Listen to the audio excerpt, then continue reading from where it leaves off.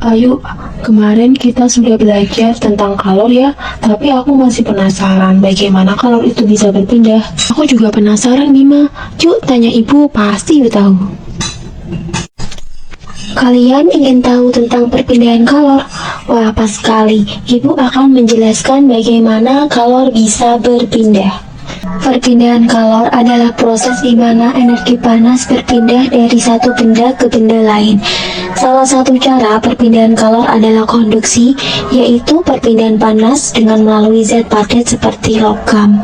Konduksi terjadi melalui tumbukan antar molekul, misalnya nih ya. Ketika satu ujung sendok logam dipanaskan, ujung yang lain akan ikut panas karena kalor berpindah. Oh, jadi kalau aku pegang sendok yang ujungnya panas, kalor dari ujung sendok yang dipanaskan akan berpindah ke tanganku? Tepat sekali Ayu, dan logam adalah penghantar panas yang baik, sehingga kalor cepat berpindah. Jadi semakin besar perbedaan suhu, semakin cepat kalor berpindah juga?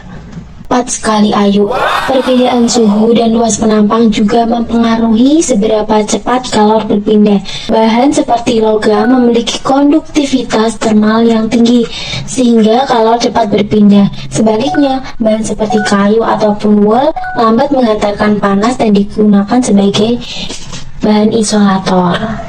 Berbeda dengan konduksi, ada juga cara lain perpindahan kalor yang disebut konveksi. Konveksi terjadi melalui pergerakan massa molekul seperti saat air mendidih.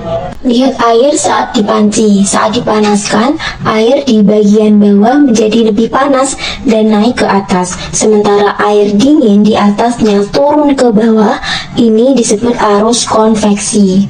Oh, jadi itu kenapa air yang dibawa naik ke atas ketika dipanaskan, Bu? Benar sekali Bima, konveksi membantu memindahkan kalor di dalam cairan dan gas. Selanjutnya, kalor juga bisa berpindah tanpa memerlukan medium, yaitu melalui radiasi.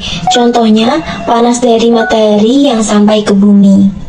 Radiasi adalah perpindahan panas tanpa medium. Jadi, energi dari matahari bisa mencapai bumi meskipun di antaranya ada ruang hampa. Jadi, kalau dari matahari sampai ke bumi itu tanpa melalui udara ataupun air ya, Bu?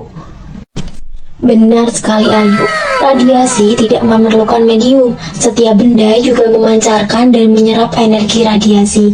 Ketika suhu benda lebih tinggi daripada lingkungannya, maka kalor akan berpindah ke lingkungan sampai mencapai keseimbangan.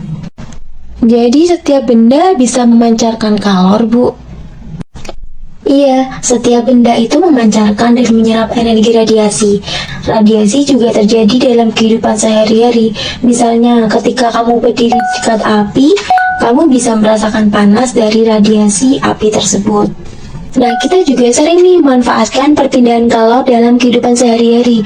Misalnya nih, dalam memasak dengan tungku kayu, kita memanfaatkan konduksi saat panci dipanaskan, konveksi saat merebus air, dan merasakan radiasi dari panas api ke tangan. Wah, sekarang aku ngerti ada 3 cara perpindahan kalor. Ada konduksi, konveksi, dan radiasi. Dan semuanya ada di kehidupan sehari-hari kita ya.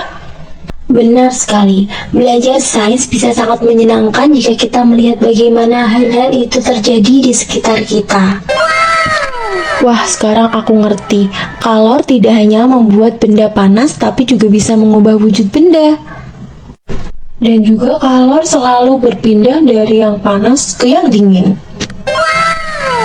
Wah, belajar tentang kalor benar-benar menyenangkan ya, Bima. Iya, ayo, aku juga lebih semangat untuk belajar hal-hal baru lainnya. Kami harap teman-teman di rumah juga semakin semangat belajar dan menemukan sains di sekitar kalian. Ingat, belajar itu seru kalau kita bisa menghubungkannya dengan kehidupan sehari-hari. Sampai jumpa lagi, jangan berhenti belajar ya.